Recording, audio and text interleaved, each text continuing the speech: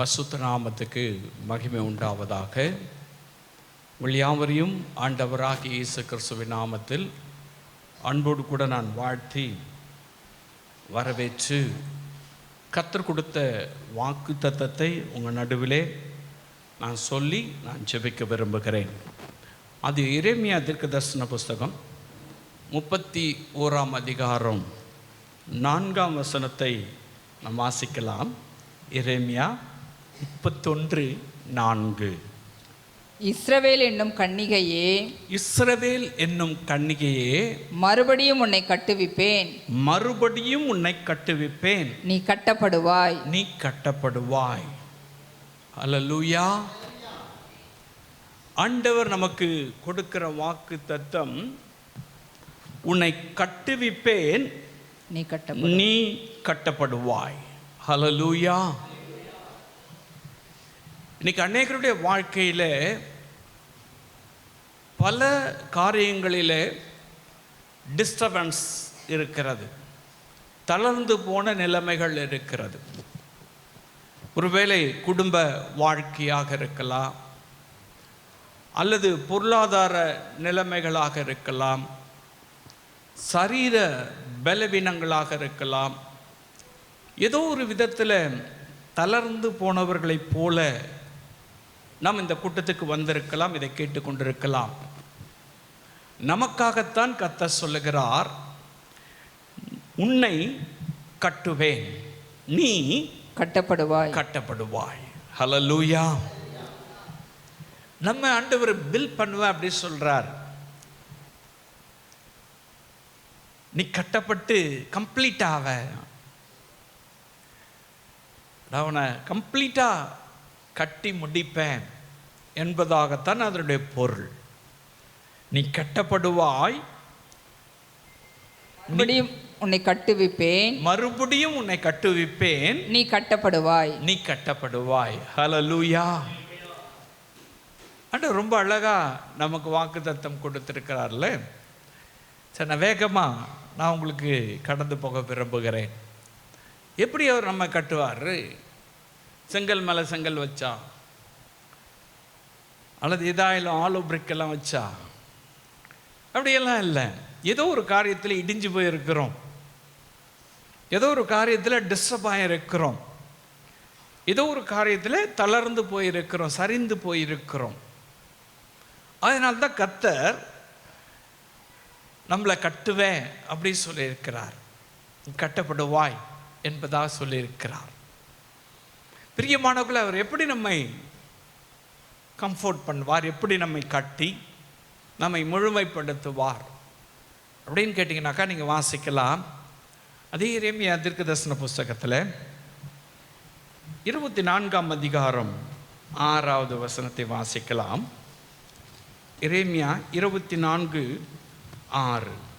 அவர்களுக்கு நன்மையுண்டாக, அவர்களுக்கு நன்மை உண்டாக, நான் என் கண்களை அவர்கள் மேல் வைத்து, அவர்களை இந்த தேசத்துக்கு திரும்பி வர பண்ணி, அவர்களை கட்டுவேன். ஹல்லேலூயா. ஆண்டவர் சொல்றார் பாருங்க, எப்படி கட்டுவாராம்? நன்மையினால் அவர் நம்மை கட்டுகிற தேவன். அவருடைய வாழ்க்கையில் இழந்த ஆசீர்வாதங்களை, இழந்த நன்மைகளை, அல்லது தளர்ந்து போன ஏதோ ஒரு காரியத்தை கர்த்தர் மறுபடியும் என்ன செய்வாரா? நன்மை செய்து கட்டுவிப்பேன் சொல்றார். ஹல்லேலூயா. அவர் நன்மை செய்கிற தேவனாய் சுற்றி திரிந்தார். அவர் நன்மை செய்கிறவராய் எப்பொழுது இருந்தார். அவருடைய ஊழிய காலங்களிலே, அவர் செய்த ஊழியங்களில் எல்லாவற்றிலும் அவர் நன்மையே செய்தார். தீமை செய்தவர்களுக்கும் அவர் நன்மை செய்தார். தன்னை காட்டி கொடுக்கிறவனுக்கும் இயேசு நன்மை செய்தார். துரோகியாய் இருந்தவர்களுக்கும் இயேசு நன்மை செய்தார். சிலுவையில் இயேசுவை அடிக்கும் பொழுது தெரிச்சு போய் ஓடினவர்களுக்கும் இயேசு நன்மை செய்தார். அவர் நன்மை செய்கிறவராகவே இருக்கிறார். பாருங்க, சீசருடைய வாழ்க்கையில் அவங்கெல்லாம் தெரிச்சு ஓடிட்டாங்க. சிலுவையில் அடிக்கும் பொழுது யாருமே இல்லை, எல்லாரும் எங்கெங்கேயோ சிதறடிக்கப்பட்டு ஓடி ஒளிஞ்சிட்டாங்க, மறைஞ்சிக்கிட்டாங்க. ஆனால் இயேசு பாருங்க, அவங்க நடுவில் தான் போய் பயப்படாதீங்க அப்படின்னு சொல்லி உங்களுக்கு சமாதானம் சொல்லி அவளுக்கு நன்மை செய்தபடினால் மறுபடியும் வெளியில் வந்து மறுபடியும் தன்னுடைய ஊழியத்தை செய்யும்படியாய் கர்த்தர் உதவி செய்தார். ஹல்லேலூயா. அப்படிதான் அவங்கள பில்ட் பண்ணார். இயேசு கூட இருக்கும் பொழுது அவங்க பில்ட் பண்ணப்பட்டிருந்தாங்களா? கட்டப்பட்டிருந்தாங்க. ஆனால் இயேசுவை காட்டி கொடுத்த அந்த இரவிலேயே அவங்கெல்லாம் அப்படியே தளர்ந்து போயிட்டாங்க. அவங்களுடைய வாழ்க்கையில் இடிஞ்சு போயிடுச்சு. அவ்வளோதான், முடிஞ்சிச்சு கதை. இனி நமக்கு ஊழியம் கிடையாது, இனி நமக்கு எதிர்காலம் இல்லை.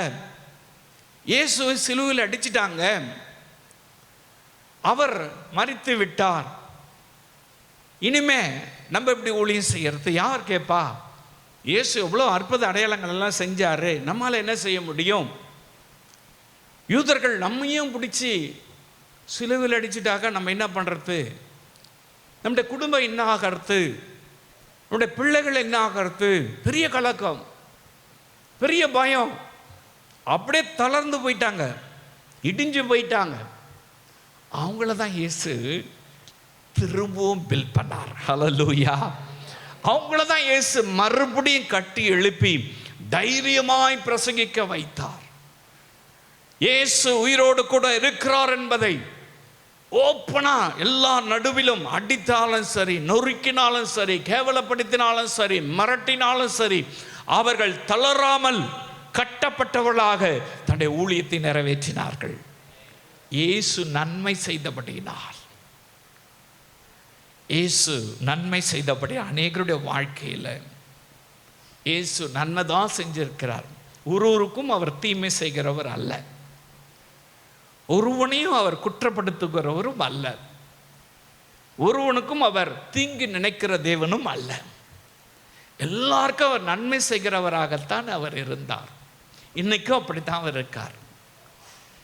இன்னைக்கு உங்களுடைய வாழ்க்கையிலும் கூட ஏதோ ஒரு காரியத்தில் நீங்கள் தளர்ந்து போய் இடிந்து போனவர்களைப் போல என்ன செய்யுதுன்னு தெரியலையே, அது அவ்வளோதான் போல இருக்கே, கொலாப்ஸ் ஆயிடுச்சு, எல்லாம் முடிஞ்சு போச்சே அப்படின்னு நீங்கள் நினைக்கலாம்.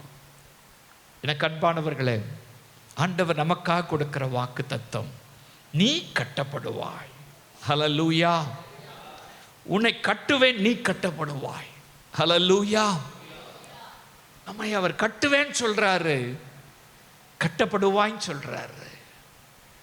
சீஷர்களை கட்டினார், அவர்கள் கட்டப்பட்டவர்களாய் கடைசி வரை ஆண்டவருக்காக, ஆண்டவருடைய நாமத்தை மயப்படுத்துவர்களாக இந்த உலகத்தில் ஊழியம் செய்தார்கள்.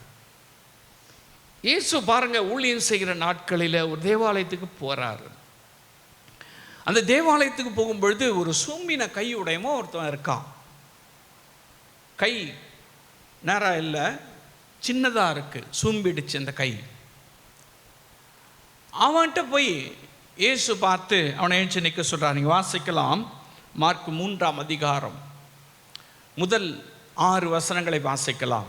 மார்க்கு 3 1 6 வரை வாசிக்கலாம். மறுபடியும் அவர் ஜெப ஆலயத்தில் பிரவேசித்தார். அங்கே சூம்பின கையுடைய ஒரு மனுஷன் இருந்தான். அவர் ஓய்வு நாளில் அவனை சொஸ்தமாக்கினார். அவர் பேரில் குற்றம் சாட்டலாம் என்று அவர் மேல் நோக்கமாய் இருந்தார்கள். அப்பொழுது அவர் சூம்பின கையுடைய மனுஷனை நோக்கி எழுந்து நடுவே நில் என்று சொல்லி அவர்களை பார்த்து ஓய்வு நாட்களில் நன்மை செய்வதோ தீமை செய்வதோ ஜீவனை காப்பதோ அழிப்பதோ எது நியாயம் என்றார். அதற்கு அவர்கள் பேசாமல் இருந்தார்கள். அதற்கு அவர்கள் பேசாமல் இருந்தார்கள். அவருடைய இருதய கடினத்தின் நிமித்தம் அவர்களுடைய இருதய கடினத்தின் நிமித்தம் அவர் விசனப்பட்டு கோபத்துடனே சுற்றிலும் இருந்தவர்களை பார்த்து அந்த மனுஷனை நோக்கி, அந்த மனுஷன், அதாவது சூம்பின கையுடையவனை நோக்கி, உன் கையை நீட்டு என்றார். உன் கையை நீட்டு என்றார். அவன் நீட்டினான். அவன் கை மறு கையை போல சொஸ்தமாயிற்று. ஹல்லேலூயா. பாருங்க, இந்த சூம்பின கையுடையவோ சபையில் இருக்கிறான். இப்ப சபையுடைய சடங்காச்சாரம் அந்த நாட்கள்ல ஓய்வு நாள்ல எந்த வேலையும் செய்யக்கூடாது. ஓய்வு நாள்ல எந்த வேலையும் செய்யக்கூடாது. அப்படிதான் பழைய ஏற்பாடு காலத்துல இருந்தாங்க. இயேசு அங்க போய் இருக்கிறாரு. இப்ப சூம்பின கையோட பார்க்கிறாரு. அவங்க என்ன நினைக்கிறாங்க, இயேசு இவனை சுகப்படுத்திட்டாக்க இவரை குற்றப்படுத்தலாம், இவரை பழி சொல்லலாம். நீ ஓய்வு நாள்ல சரி ஆசரிக்கல, ஓய்வு நாள்ல நீ இப்படியெல்லாம் மீறிட்ட அப்படின்னு சொல்லி அவரை குற்றப்படுத்தலான்னு நினைக்கிறாங்க. அப்ப இயேசு சொல்றாரு, ஓய்வு நாள்ல ஒருத்தருக்கு நன்மை செய்வதா தீமை செய்வதா அப்படின்னு சொல்லிட்டு அவங்கள பார்த்து கேட்கிறாரு. அவங்கெல்லாம் அப்படி இருக்காங்க. அவங்க மேல ரொம்ப கோவம் வந்துருச்சு. அவனை எழுப்பி நிற்க வச்சாரு. கையை நீட்டுன்னு சொன்னாரு. மறு கை போல ஆயிற்று. நன்மை செய்தார். ஹல்லேலூயா. அவர் நன்மை செய்தார். எதிர்ப்புகளின் மத்தியில, அநேக போராட்டங்களின் மத்தியில, குற்றப்படுத்துகளின் மத்தியில அவரை எப்படியாகிலும் அகப்படுத்தி விட வேண்டும் என்று சொல்லுகிறவர்கள் மத்தியில இயேசு அற்புதத்தை செய்து நன்மை செய்து அந்த சூம்பின கையுடைய மனிதனுடைய வாழ்க்கையை மீண்டும் கர்த்தர் கட்டினார். ஹல்லேலூயா. நீ கட்டப்படுவாய். எனக்கு அன்பானவர்களே, நீ கட்டப்படுவாய் என்று கர்த்தர் நமக்கு வாக்கு தத்தம் செய்திருக்கிறார். அவர் வாக்கு தத்தங்களின் தேவன். உன்னை கட்டுவேன், நீ கட்டப்படுவாய். ஹல்லேலூயா. சூம்பின கையுடையவன் தன்னுடைய வேலையை செய்ய முடியாம எவ்வளவு கஷ்டப்பட்டிருப்பான். ஒருவேளை ரைட் ஹேண்டா இருந்திருக்கலாம். அவனுடைய கைகள் பழுதடைந்து போய்விட்டதுனால, செயலிழந்து போய்விட்டதுனால அவனால் ஒருவேளை சாப்பிட கூட முடியாத இருந்திருக்கலாம். அவனால் சொந்த தொழில் செய்ய முடியாத நிலைமையில் இருந்திருக்கலாம். அவன் வாழ்க்கை மற்றவர்களை சார்ந்தது போல இருந்திருக்கலாம். அவனுடைய வாழ்க்கையில அவனால் எந்த நன்மையும் பெற்றுக்கொள்ள முடியாத ஒரு நிலைமையில் அவன் தள்ளப்பட்டிருக்கலாம். இயேசு நன்மை செய்தபடினால் அவன் கை மறு கை போலாயிற்று. அவன் வாழ்க்கை ஆண்டவர் மீண்டும் புதுப்பித்து, நீ கட்டப்படுவாய் என்று சொன்ன வார்த்தையின்படி, உன்னை கட்டுவேன் என்று சொல்லுகிற வார்த்தையின்படி கர்த்தர் அவனை மறுபடியும் அவனுடைய வாழ்க்கையை புதுப்பித்து கர்த்தர் ஆசீர்வதித்தார். அந்த இயேசு மரித்தவராய் போய்விடவில்லை. சில இடங்கள்ல பெட்டியில வச்சு கொண்டு போய் அடக்கம் பண்ணிடுவாங்க.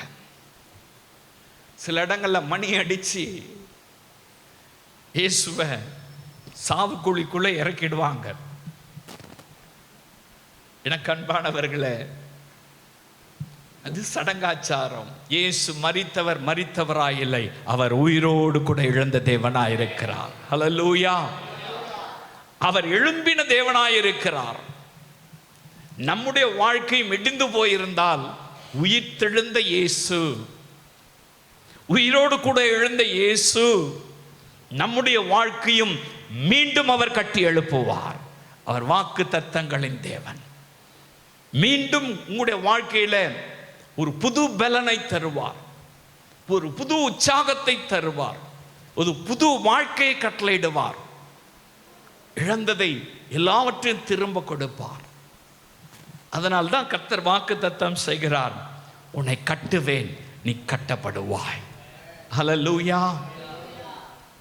எனக்கு அன்பானவர்களை, நன்மை செய்து அவர் நம்மை கட்டி எழுப்புவார். இது கேட்கக்கூடிய வாழ்க்கையில மனிதர்களை தேடி போய் நன்மை கிடைக்காமல் இருக்கலாம். அரசாங்கத்தை தேடி போய் நன்மை கிடைக்காமல் இருக்கலாம். யாரோ வேண்டியவர்கள் இதை செய்வார்கள் என்பதாக நினைத்து அவரிடத்தில் மண்டியிட்டு கேட்டு பார்த்து நன்மை இல்லாமல் ஒரு வேலை இருக்கலாம். உங்கள் குடும்பத்தில் உங்களுக்கு நன்மை செய்யாத ஒரு வேலை சுயநலமாய் இருக்கலாம். ஆனால் வானத்தையும் பூமியை உண்டாக்கின கர்த்தர் சொல்லுகிறார், அவர் நன்மை செய்து கட்டுவேன் என்று சொல்லுகிறார். ஹல்லேலூயா. அவர் நன்மை செய்து கட்டுவார். உங்களுடைய வாழ்க்கையில் நன்மை செய்து அவர் உங்களுடைய வாழ்க்கை மீண்டும் கட்டுவேன் என்பதாக கர்த்தர் வாக்குத்தத்தம் செய்திருக்கிறார். இரண்டாவது, அவர் எப்படி கட்டுவார்? எப்படி நம்முடைய வாழ்க்கையை நீ கட்டப்படுவாய்ன்னு சொல்றாரு, உன்னை நான் கட்டுவேன்னு சொல்றாரு, நீ கட்டப்படுவாய்ன்னு சொல்றாரு. எப்படி அவர் கட்டுவாரு? வாசிக்கலாம்.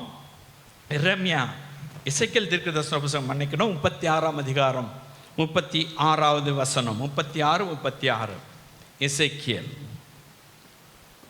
கர்த்தராகிய நான் நிர்மூலமானவைகளை கட்டுகிறேன் என்றும் நிர்மூலமானவைகளை கட்டுகிறேன் என்றும் பாழானதை பயிர் நிலமாக்குகிறேன் என்றும் அப்பொழுது உங்களை சுற்றிலும் உள்ள மீதியான ஜனங்கள் அறிந்து கொள்வார்கள். கர்த்தராகிய நான் இதை சொன்னேன், இதை செய்வேன். ஹல்லேலூயா. அவர் என்ன பண்ணுவாராம்? நிர்மூலமானதை கட்டுவாராம். பாழாய் கிடக்கிற, கம்ப்ளீட்டா டிசார்டர் ஆன, கம்ப்ளீட்டா நிர்மூலமாய் கிடக்கிற ஏதோ ஒரு காரியம் டோட்டலா அவ்வளவுதான் முடிஞ்சு போச்சு, பாழா போச்சு என்கின்ற ஒரு நிலைமை. உங்களை தான் பார்த்து கர்த்தர் சொல்றார், உன்னை கட்டுவேன், நீ கட்டப்படுவாய். ஹல்லேலூயா. எப்படி கட்டுவாரு? நீ நிர்மலமாய் இருந்தாலும் சரி, எல்லாம் பாழா போச்சு முடிஞ்சு போச்சுன்னு சொன்னாலும் சரி, இனி அதுல வாசம் செய்ய முடியாதுன்னு சொன்னாலும் சரி, இனி அதுல எந்த காரியத்தை நடப்பிக்க முடியாது என்று சொன்னாலும் சரி, அங்கதான் கர்த்தர் உங்களை நிலை நிற்க வைத்து கட்டி எழுப்புவார். ஹல்லேலூயா, ஹல்லேலூயா. அவர் வாக்கு தத்தங்களின் தேவன். நிர்மலமானதை கட்டுவேன்னு சொல்றார். அநேக குடும்ப வாழ்க்கை நிர்மலமாகி இருக்கலாம், அநேகருடைய பொருளாதாரம் நிர்மலமாகி இருக்கலாம், அநேகருடைய பிஸ்னஸ் நிர்மலமாகி இருக்கலாம். உங்களோடு கூட தான் கர்த்தர் பேசுறார். இனி அதை விட்டுடலாம் அப்படின்னு நினைக்கலாம். ஏதோ ஒரு காரியத்தில் கம்ப்ளீட்டா முடிஞ்சு போச்சு, அவ்வளவுதான் அப்படின்னு நீங்க ஒருவேளை நினைக்கலாம். உங்களுக்கு தான் கர்த்தர் சொல்றாரு, உன்னை நான் கட்டுவேன். எப்படி கட்டுவேன்? நிர்மலமாய் கிடக்கிற உன்னை நான் கட்டி எழுப்புவேன். ஹல்லேலூயா. முடியாது என்று இருக்கிற உன்னை நான் கட்டி எழுப்புவேன். அது எந்த காரியம்னு உங்களுக்கு தான் தெரியும். எந்த காரியத்தில் முடியாது நீங்க நினைக்கிறீங்க, கம்ப்ளீட்டா முடிஞ்சு போச்சு அவ்வளவுதான் அப்படின்னு நினைக்கிறீங்க, அதுல தான் கர்த்தர் உன்னை கட்டுவேன்னு சொல்றாரு. ஹல்லேலூயா. பிரியமான அன்பு சகோதரனே, சகோதரியே, இயேசு ஊழியம் செய்த நாட்களிலே யோவான் 11ஆம் அதிகாரத்தில் நீங்க வாசித்து பார்க்கலாம். யோவான் 11ஆம் அதிகாரம் 39வது வசனம் நான் சொல்றேன். இந்த இடத்துல நமக்கு எல்லாம் தெரிஞ்ச ஒரு சம்பவம். மார்த்தாள், மரியாள் என்று சொல்லுகிற ஒரு குடும்பம். இந்த குடும்பம், அதில் லாசரு என்று சொல்லுகிற ஒரு சகோதரன், ஒரு நல்ல குடும்பம். இயேசு எப்பெல்லாம் அங்கே வராரோ அப்போல்லாம் ஊழியத்தில் அவங்க வீட்டில் அவங்க தங்குவார், அங்கேருந்து அவர் ஊழியம் செய்வார், நல்லா கவனிப்பாங்க. ஒருத்தருக்கு ஒருத்தர் போட்டி போட்டுன்னு மார்த்தாள் மரியாளும் இயேசுவை கவனிப்பாங்க. ஒரு நல்ல குடும்பம். பத்தானியாவில் இருந்த ஒரு நல்ல குடும்பம், ஆசீர்வாதமான ஒரு குடும்பம். பாருங்க, அங்கு பார்த்தீங்கன்னாக்கா அந்த சகோதரன் திடீர்னு லாசரு நோய்வாய்ப்பட்டு மரித்து போயிட்டான், செத்து போயிட்டான். இப்போ இந்த ரெண்டு சகோதரிகளும் ரொம்ப மனசு வேதனை. இயேசு இல்லை, அவர் ஊழியம் செஞ்சுட்டு இருக்கார், ஆள் அனுப்புகிறாங்க. அவர் ஊழியத்துட்டு வரல, லேட்டாவது அவர் வர்றதுக்கு. கம்ப்ளீட்டாக முடிஞ்சு போச்சு. அவன் இறந்து 4 நாள் ஆயிடுச்சு. தூக்கிட்டு போய் ஒரு கல்லறையில் வச்சுட்டு கல்லை வச்சு மூடிட்டாங்க. இயேசு 4 நாள் கழிச்சு அங்கே வர்றாரு. 4 நாள் கழிச்சு வந்து அந்த அம்மாங்கிற 2 பேரும் சகோதரிகளாம் கண்ணீர் வெடிக்கிறாங்க. எல்லாம் முடிஞ்சிச்சு. இயேசுவும் கண்ணீர் வெடிக்கிறார். எல்லாரும் அழுவுறாங்க.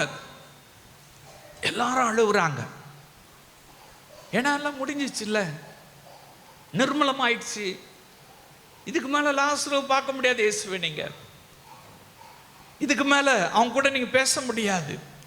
அவன் கூட ஊழியத்துக்கு வரமாட்டான். முடிஞ்சிருச்சு. என் சகோதரி எங்களை விட்டு போயிட்டான் அப்படி சொல்லி அவங்க சகோதரிகள் அழறாங்க. இயேசுவும் அழுதார், ரொம்ப கண்ணீர். சரி வாங்க கல்லறைக்கு போகலாம் அப்படியே சொல்லிட்டு கூட்டிட்டு போறார். கூட்டிட்டு போயிட்ட உடனே இயேசு சொல்றாரு, அந்த கல்லை கொஞ்சம் புரட்டி விடுங்க அப்படியே சொல்றாரு. அப்ப பார்த்தீங்கன்னாக்கா அங்க சொல்றாங்க சகோதரி, இயேசுவே செத்து 4 நாள் ஆயிடுச்சு, நாருமே, ஸ்மெல் வந்துடும், வேண்டாம், அந்த கல்லை புரட்ட வேண்டாம், அந்த கல் தள்ள வேண்டாம் அப்படி சொல்லிட்டு அந்த அம்மா சொல்றாங்க இயேசு கிட்ட. இயேசு, விசுவாசித்தால் தேவனுடைய மகிமை காண்பாய் என்று நான் உனக்கு முன்னமே சொல்லலையா அப்படின்னு கேட்டுட்டு அந்த கல்லை பிரட்டிச்சால் சொல்றாரு. பிரட்டி தள்ளிட்ட உடனே 39வது வசனத்துல சொல்றார் இயேசு, பாருங்க வாசிக்கலாம். இயேசு கல்லை எடுத்து போடுங்கள் என்றார். இயேசு கல்லை எடுத்து போடுங்கள் என்றார். மரித்தவனுடைய சகோதரியாகிய மார்த்தாள் அவரை நோக்கி ஆண்டவரே, இப்பொழுது நாருமே 4 நாளாயிற்றே என்றாள். 4 நாளாயிற்றே என்றாள். இயேசு அவளை நோக்கி நீ விசுவாசித்தால் தேவனுடைய மகிமையை காண்பாய் என்று நான் உனக்கு சொல்லவில்லையா என்றார். என்ற 49 வாசிக்கலாம். அப்பொழுது அவர்கள் தொடர்ந்து வாசிங்க. அப்பொழுது மரித்தவன் வெளியே வந்தான். முன்னாடி வாசம் நான் கேட்கறது கரெக்டா? அப்பொழுது மரித்தவன் முன்னாடி, அதுக்கு முன்னாடி 41 தான், 39 படிச்சாச்சு. இயேசு கல்லை எடுத்து போடுங்கள் என்றார். அதுல இருந்து வாசிக்கலாம். மரித்தவனுடைய சகோதரியாகிய மார்த்தாள் அவரை நோக்கி ஆண்டவரே, இப்பொழுது நாருமே 4 நாளாயிற்றே என்றால். இயேசு அவளை நோக்கி நீ விசுவாசித்தால் தேவனுடைய மகிமையை காண்பாய் என்று நான் உனக்கு சொல்லவில்லை என்றார். 43 44 வாசிக்கலாம். இவைகளை சொன்ன பின்பு லாசருவே வெளியே வா என்று உரத்த சத்தமாய் கூப்பிட்டான். அப்பொழுது மரித்தவன் வெளியே வந்தான். ஹல்லேலூயா, ஹல்லேலூயா. நிர்மலமாகி கிடக்கிற ஒரு மனுஷன் கல்லறைக்குள்ளாய் வாழ்க்கை முடிந்து விட்டது, இனி இதுக்கு ஒண்ணுமே பண்ண முடியாது, இந்த உலகம் ஒன்றும் செய்ய முடியாது என்ற ஒரு நிலைமை. இயேசு அங்க போய் நின்று கல்லை பரட்டிட்டு லாசருவே வெளியே வா என்று உரத்த சத்தமாய் சொன்னார். அப்படி சொன்ன உடனே நிர்மலமான ஒரு மனிதன் மீண்டும் கட்டுவிக்கப்பட்டான். ஹல்லேலூயா. மீண்டும் அவன் உயிரோடு கூட வெளியில வந்தான். அந்த சீலைகளால் அவன் முகம், அவனுடைய சரீரம் எல்லாம் மூடப்பட்டிருந்தது. அதையெல்லாம் அவிழ்த்து விடுங்கள் என்று சொல்லி லாசருவை ஆண்டவர் மீண்டும் கட்டுவித்து இந்த உலகத்திலே வாழ வைத்து அதை கண்டு அநேகர் பிரமித்து போனார்கள். ஹல்லேலூயா. ஆச்சரியப்பட்டார்கள், விசுவாசிக்க ஆரம்பித்து விட்டார்கள். பிரியமான அன்பு சகோதரனே சகோதரி, எப்படி அவர் நன்மை செய்கிறார் பார்த்தீங்களா? நிர்மூலமானதை மீண்டும் கட்டுவித்து அவர் நன்மை செய்கிறவராயிருக்கிறார். ஹல்லேலூயா! எப்படி அவர் பாருங்க கட்டுவிக்கிறார் பாருங்க. எப்படி நம்முடைய வாழ்க்கையை அவர் நீ கட்டப்படுவாய் சொல்றார். எப்படி நீ கட்டப்படுவாய் என்று சொல்லுகிறதனுடைய அர்த்தம் என்ன? நிர்மூலமானதை நான் கட்டுறேன் அப்படின்றது தான் அர்த்தம். கம்ப்ளீட்டா முடிஞ்சு போன காரியத்தை கர்த்தர் கட்டி எழுப்புவார். என்ன காரியம் உங்களுடைய வாழ்க்கையில முடிஞ்சு போயிருக்கு? இயேசு வாழ்க்கை கூட முடிஞ்சு போச்சுன்னு நினைச்சாங்க. இயேசுவில் சிலுவை அடிச்சுட்டாக்கா முடிஞ்சு போச்சுன்னு நினைச்சாங்க. இயேசு கொண்டு போய் கல்லறையில் வச்சுட்டா முடிஞ்சு போச்சுன்னு நினைச்சாங்க. முடியல. அவர் மீண்டும் உயிரோடு கூட எழுந்தார். ஹல்லேலூயா! அவர் இன்றும் ஜீவிக்கிறவராயிருக்கிறார். இதோ மரித்தேன், சதா காலமும் உயிரோடு கூட இருக்கிறேன் என்று இன்றைக்கும் நம் மத்தியில் அவர் ஜீவனுள்ளவராயிருக்கிறார். அவர் தான் சொல்றாரு, உன்னை நான் கட்டுவேன், நீ கட்டப்படுவாய். ஹல்லேலூயா! கட்டுவிப்பேன். பில் பண்றவர் நான் தான். ஜீவனு கொடுக்கிறவர் நான் தான். விடுதலை கொடுக்கிறவர் நான் தான். ஆசீர்வதிக்கிறவர் நான் தான். சுகம் கொடுக்கிறவர் நான் தான். எல்லாவற்றையும் செய்து முடிக்கிற தேவன் நான் தான். ஆகினால்தான் அவர் சொல்றாரு, உன்னை கட்டுவேன், நீ கட்டப்படுவாய். ஹல்லேலூயா! ஹல்லேலூயா! மூன்றாவது ஒரு காரியத்தை நான் சொல்லி முடிக்க விரும்புகிறேன். வாசிக்கலாம். யோபுவின் புஸ்தகத்தில், எரேமியா தீர்க்கதரிசன புஸ்தகத்தில் 30ஆம் அதிகாரம் 13ஆம் வசனத்தை வாசிக்கலாம். எரேமியா 30:13. உன் காயங்களை கட்டும்படி, உன் காயங்களை கட்டும்படி உனக்காக ஏற்படுவாரில்லை. உனக்காக ஏற்பாடு செய்கிறவங்க இல்லை.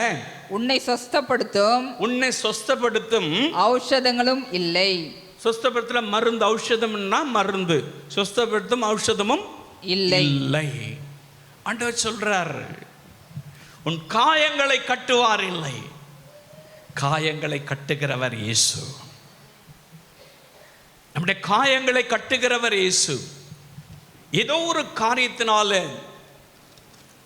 நீ காயப்பட்டிருக்கலாம். ஏதோ ஒரு சொற்களினால, ஏதோ ஒரு வியாதியினால, ஏதோ ஒரு இழப்பினால, ஏதோ ஒரு செய்கையினால நம்முடைய வாழ்க்கை காயப்பட்டதா இருக்கலாம்.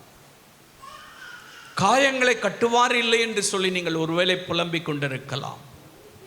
எனக்கு அன்பானவர்களே, அவர் காயங்களை கட்டி நமக்கு நன்மை செய்வார். ஹல்லேலூயா!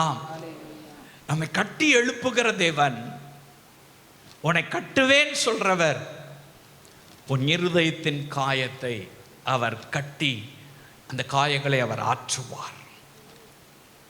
ஏதோ ஒரு காரியத்தில் மன ரீதியான உளைச்சல், மன ரீதியா பாதிப்பு, அது ஒரு பெரிய சொல்ல முடியாத காயமா இருக்கலாம். ஏதோ ஒரு காரியம் நம்மை அப்படியே அந்த நினைவுகளை நமக்கு கொண்டு வந்து கொண்டே இருக்கும். இப்படி சொல்லிட்டாங்களே, இப்படி பேசிட்டாங்களே, இப்படி நடந்துக்கிட்டாங்களே, இந்த காரியங்கள்லாம் இப்படியெல்லாம் மற்றவர்கள் மத்தியில் நான் அவமானப்பட்டுட்டேனே அப்படின்ற காயம் உங்கள் இருதயத்தில் இருக்கா? அதை ஆற்றுவார் ஒருவரும் இல்லையா? அந்த காயங்களை குணப்படுத்துகிற ஒருவரும் இல்லையா? இயேசு சொல்றார், உன் காயங்களை ஆற்றுவேன். ஹல்லேலூயா! உன் காயங்களை ஆற்றி உனக்கு ஆரோக்கியத்தை வரப்பண்ணுவேன். ஹல்லேலூயா! காயங்களை அவர் கட்டுவார். வாசிக்கலாம். யோபுவின் புத்தகத்தில் 34ஆம் அதிகாரம் 6வது வசனத்தை வாசிக்கும் பொழுது இந்த வசனம் இப்படியா சொல்லுகிறது. வாசிக்க கேட்கலாம். யோபு 34:6. நியாயம் என்னிடத்திலிருந்தும் நியாயம் என்னிடத்தில் இருந்தும் நான் பொய்யன் என்று எண்ணப்படுகிறேன். நான் பொய்யன் என்று எண்ணப்படுகிறேன். மீறுதல் இல்லாதிருந்தும் அம்பினால் எனக்கு உண்டான காயம் ஆறாததாய் இருக்கிறதென்றும் சொன்னாரே. ஹல்லேலூயா. யோபு அழகா சொல்றார் பாருங்க. அம்பினால் உண்டான காயம், நீதி என்கிட்ட இருக்குது, அநியாயமா என் மேல குற்றம் சொல்றாங்க, நான் எந்த பாவமும் செய்யல, எந்த தண்டனைக்குரிய காரியத்தை நான் செய்யல, ஆனா என் மேல தண்டனை வந்திருக்குது. அந்த காயம் என்ன செய்த, அம்புனால குத்துறது போல இருக்குது. அந்த மாதிரியான ஒரு காயம். நான் காயத்தோடு இருக்கிறேன். யோபுடைய வாழ்க்கையில நமக்கு தெரியும், அவன் எந்த பாவமும் செய்யல. தான் பிள்ளைகள் செய்த பாவத்தை கூட அனுதினமும் பிள்ளைகளை கூப்பிட்டு அவன் நிவாரணம் பலி செலுத்தி அவன் பரிகாரம் தேடிக்கொண்டான். பாருங்க, அவன் எந்த குற்றமும் செய்யல, ஆனால் அவன் வீணாய் தண்டிக்கப்பட்டான், வீணாய் அவமானப்படுத்தப்படுகிறான், எல்லாராலும் புறக்கணிக்கப்படுகிறான். தெருக்களிலே இருக்க முடியாத ஒரு நிலைமை. எவ்வளோ சம்பாத்தியம் இருந்தது, செல்வ செழிப்பாய் இருந்தான், வீடு வாசல்கள் இருந்தது, பிள்ளைகள் இருந்தார்கள், ஆடு மாடு நகை நட்டுகள் எல்லாம் இருந்தது. ஆனால் பாருங்க, காயப்பட்ட மனுஷனாய் அவன் இருக்கிறான், ஒன்றுக்கு உதவாதவனா இருக்கிறான். சரீரத்திலும் காயம், சரீரமெல்லாம் கிழிக்கப்பட்டிருக்கிறது, மிகுந்த உபத்திரவம். ஆற்றுவார் ஒருவரும் இல்லை, தேற்றுவார் ஒருவரும் இல்லை, காயத்தை கட்டுகிறவர் ஒருவரும் இல்லை. இயேசு ஆண்டவர் பிதாவாகிய தேவன் மனதுருக்கம் உடையவர், அவர் மனதுருக்கம் உடையவர். அவர் மனம் இறங்கினார். திரும்ப நான் கட்டுவேன், நீ கட்டப்படுவாய் என்று சொல்லி பாருங்க, அவன் இழந்ததையெல்லாம் கர்த்தர் ரெண்டத்தனையாய் திரும்ப கொடுத்து அவனை அழகா பில்ட் பண்ணார். ஹல்லேலூயா. அழகா கட்டி எழுப்பினார். அவன் காயங்களுக்கு மருந்து போடுறதுக்கு ஒருத்தரும் இல்லைங்க. மனைவி சொல்ற, ஏன் ஜீவனோடு இருக்க? யாருமே காயம் போடுறதுக்கு இல்லை. நண்பர்கள் இன்னும் காயப்படுத்துறாங்க, அங்க இருக்கிறவங்கள இன்னும் காயப்படுத்துறாங்க. காயத்தின் மேல் காயம். ஒருத்தர் மருந்து போடுறதுக்கு இல்லை, ஔஷதம் கொடுப்பதற்கு இல்லை, காயத்தை ஆற்றுவார் ஒருவரும் இல்லை. எனக்கு அன்பானவர்களே, கர்த்தர் சொல்றாரு, அப்படிப்பட்ட நிலைமையில் நீங்கள் இருக்கலாம். அப்படிப்பட்ட நிலைமையில் ஏதோ ஒரு காரியத்தினால காயப்பட்டிருக்கலாம். உங்களை பார்த்தா கர்த்தர் சொல்றாரு, நீ உன்னை கட்டுவேன், நீ கட்டப்படுவாய் என்பதாக. உன்னை கட்டுவேன். யோபுடைய வாழ்க்கை ஆண்டவர் கட்டி எழுப்பினார்ல, அவன் கட்டப்பட்டான்ல, மீண்டும் அவனுக்கு ஒரு குடும்பம் உண்டாச்சு இல்லை, மீண்டும் இழந்ததெல்லாம் திரும்ப ரெட்டத்தனியா கிடைச்சது இல்லை, மீண்டும் அதே அந்தஸ்துல அவன் உட்கார்ந்தான் இல்ல, அதே செல்வ சீமனாய் மாறினா இல்ல. யார் இதை செய்தார்? கர்த்தர் தான் அதை செய்தார். ஹல்லேலூயா. கர்த்தர் தான் அவனை கட்டினாரு, கர்த்தர் தான் அவனை கட்டி எழுப்பினார். ஆண்டவர் உங்களையும் பார்த்து சொல்றார், உன்னை கட்டுவேன், உன்னை கட்டுவேன். ஏதோ ஒரு காயம் இருக்கு, ஆற்றுவார் இல்லை, அப்படி இருக்கீங்களா? உங்களை பார்த்தா சொல்றாரு, உன்னை கட்டுவேன், நீ கட்டப்படுவாய். ஹல்லேலூயா.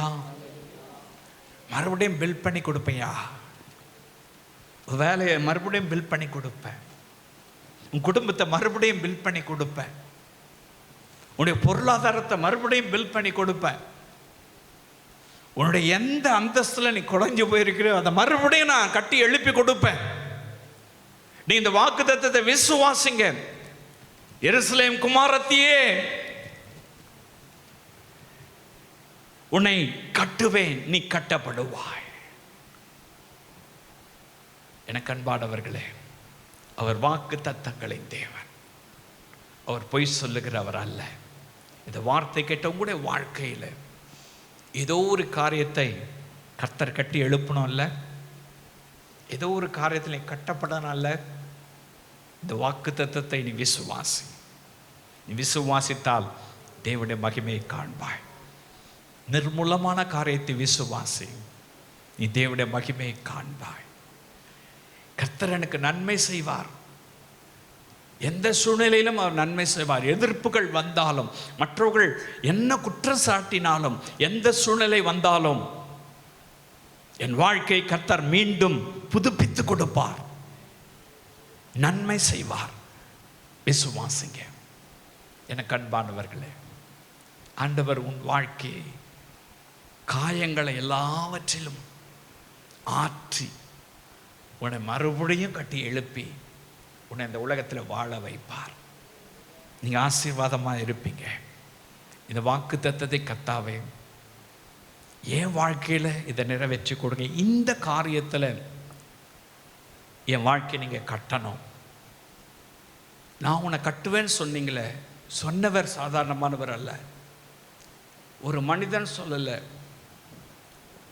இந்த உலகத்தில் இருக்கிற பெரிய அரசியல்வாதி சொல்லலை. அதை கட்டித்தரேன் இது கட்டித்தரேன்னு சொல்கிறாங்களா, அந்த மாதிரி சொல்லலை. சொன்னவர் வானத்தையும் பூமியும் உண்டாக்கினவர், சர்வ வல்லமையும் படைத்தவர், அண்ட சராசரங்களை உருவாக்கினவர். அவர் தான் உங்களை பார்த்து சொல்றார். யாரை பார்த்து? என்னை பார்த்து சொல்றாரு, நீ கட்டப்படுவாய். நான் உனக்கு நன்மை செய்து கட்டுவோம்ப்பா. நீ நிர்மூலமாக்கி கிடக்கிற, பாழா கிடக்கிறிய, நான் உன்னை கட்டுவேன். ஏதோ ஒரு காயத்தினால ஊண்டு ஆறாம அப்படியே சுத்திட்டு இருக்கிய, நொந்து நொந்து வாழ்ந்துட்டு இருக்கிய, உன்னை நான் கட்டுவேன். நீ கட்டப்பட்டிருப்ப. இசைவாய் கட்டுகிற தேவன், அவர் இசைவாய் கட்டுவார். அழகாய் அவர் கட்டுவார்.